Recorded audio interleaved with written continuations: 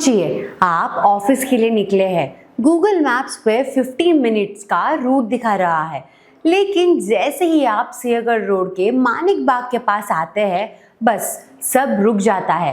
गाड़ियां एक एक इंच बढ़ रही है, हॉर्न बज रहे हैं, लोग फ्रस्ट्रेशन में एक दूसरे को क्रॉस करने की कोशिश कर रहे हैं और आप समझ जाते हो कि ये ट्रैफिक जैम कोई आम बात नहीं, ये दिन ब दिन बुरा होता जा रहा है। और इसके बीच एक फ्लाईओवर का काम जो आपके कम्यूट को बचाने के लिए शुरू हुआ था, अब डीले का सिंबल बन चुका है। नमस्ते दोस्तों, मैं हूँ प्राची और आप देख रहे हैं इंफ्राबस पावर्ड बाय nubrucrease.com, जहां हम आपको बताते हैं उन बड़े इंफ्रास्ट्रक्चर अपडेट्स के बारे में जो आपके ट्रैवल एक्सपीरियंस को बदल सकते हैं और आपके प्रॉपर्टी इन्वेस्टमेंट्स के फ्यूचर को डिफाइन करते हैं।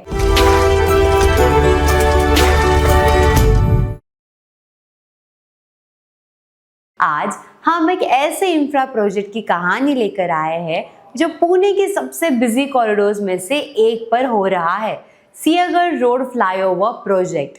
हम देखेंगे इसका पूरा बैकग्राउंड, डीलेस के असली रीजंस, कम्यूटर लाइफ पर इसका रियल इम्पैक्ट, अथॉरिटीज का प्लान, लॉन्ग टर्म सॉल्यूशंस और इसका पुणे के रियल एस्टेट पे क्या इफेक्ट हो सकता है।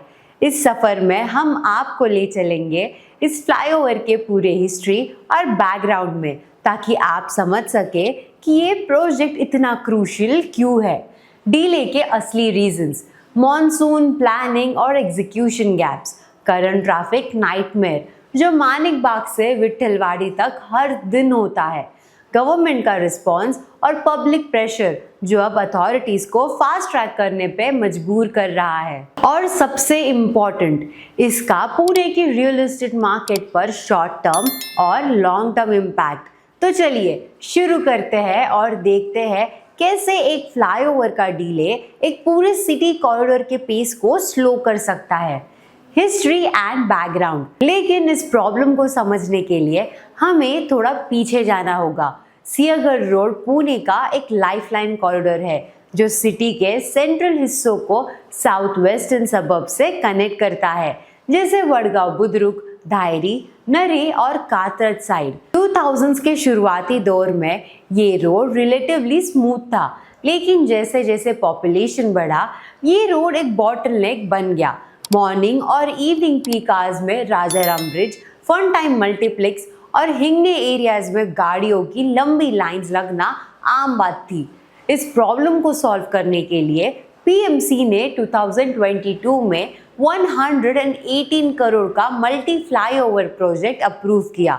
3 अलग अलग फ्लाईओवर्स बनाने का प्लान था ताकि ट्रैफिक जंक्शंस बाईपास हो सके। पहले 2 फ्लाईओवर्स का काम कंप्लीट हो गया और उनका इनॉग्रेशन भी हो चुका है, लेकिन तीसरे मानिक बाग से इनामदार चौक तक के फ्लाईओवर का काम अभी भी पेंडिंग है।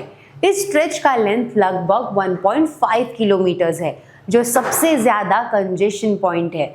और अब ये हमें ले आता है इस कहानी के सबसे फ्रस्ट्रेटिंग पार्ट पर, डीले स्टोरी।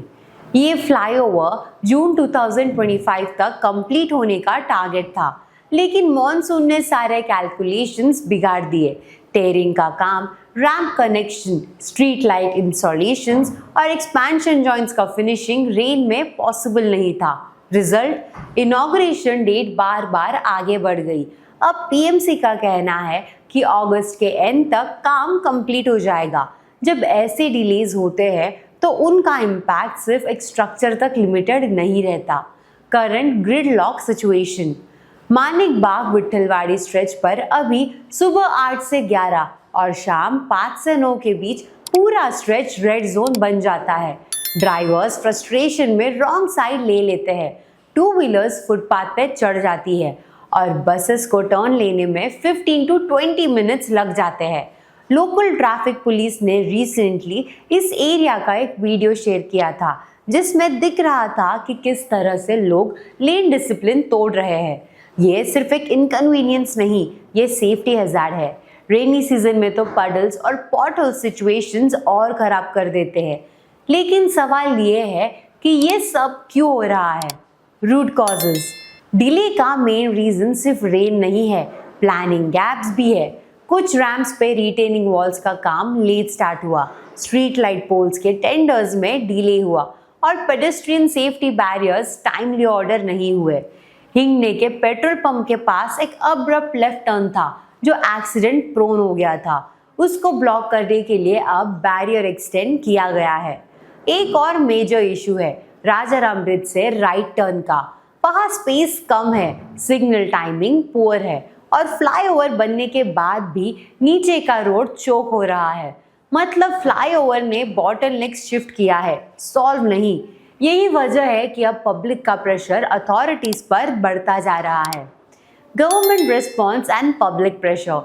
पीएमसी और ट्रैफिक पुलिस ने अब टेम्पररी सॉल्यूशन स्टार्ट किए हैं, जैसे पीक आवर्स में टर्न रिस्ट्रिक्शंस, एंक्रोचमेंट रिमूवल और ट्रैफिक वार्डन्स का डिप्लॉयमेंट। लोकल कॉर्पोरेट्स और एमएलएस कंटिन्यूसली पीएमसी को पुश कर रहे हैं कि काम डेडलाइन से पहले कंप्लीट हो। जब बात डीले की होती है तो सबसे ज्यादा नुकसान होता है आम आदमी का। Impact on daily life and real estate. Commuters के लिए ये डिले एक मेंटल स्ट्रेस बन चुका है। एवरेज 20 to 25 मिनट्स का रूट अब 45 to 60 मिनट्स ले रहा है। Delivery drivers, cab services, school buses, सबको लॉसेस हो रहे हैं। लोकल दुकानदार बोल रहे हैं कि फुटफॉल कम हो गया है क्योंकि लोग अवॉइड करते हैं इस रूट को। रियल एस्टेट इन्वेस्टर्स भी कॉशियस हो गए हैं। जो प्रोजेक्ट सियागढ़ रोड कॉरिडोर पे हेवीली मार्केट हुए थे कनेक्टिविटी एडवांटेज के साथ, अब उनका सेलिंग पॉइंट वीक हो गया है। लेकिन जैसे ही फ्लाईओवर कंप्लीट होगा डिमांड वापस जंप कर सकती है। पर क्या सिर्फ कंप्लीशन ही सॉल्यूशन है?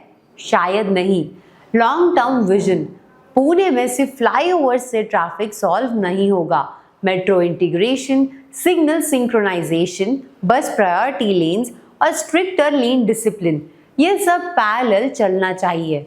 सियागढ़ रोड के फ्लाईओवर्स तभी 100% इफेक्टिव होंगे जब राजाराम ब्रिज और कर्वे रोड कॉरिडोर्स का ट्रैफिक मैनेजमेंट भी अपग्रेड होगा।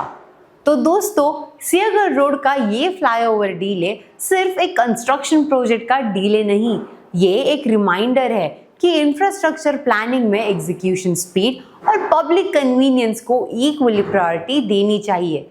और अगर आपको टाइमली रिपेयर का एग्जाम्पल चाहिए तो आप हमारा Parel TT flyover post monsoon repair वाला एपिसोड मिस मत कीजिए।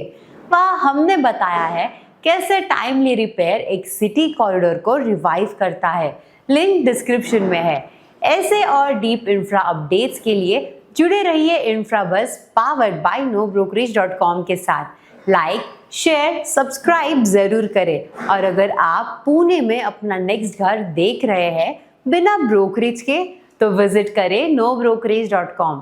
मिलते हैं अगले एपिसोड में जहां हर नई रोड, फ्लाईओवर और मेट्रो लाइन आपके इन्वेस्टमेंट जर्नी को डिफाइन करते हैं।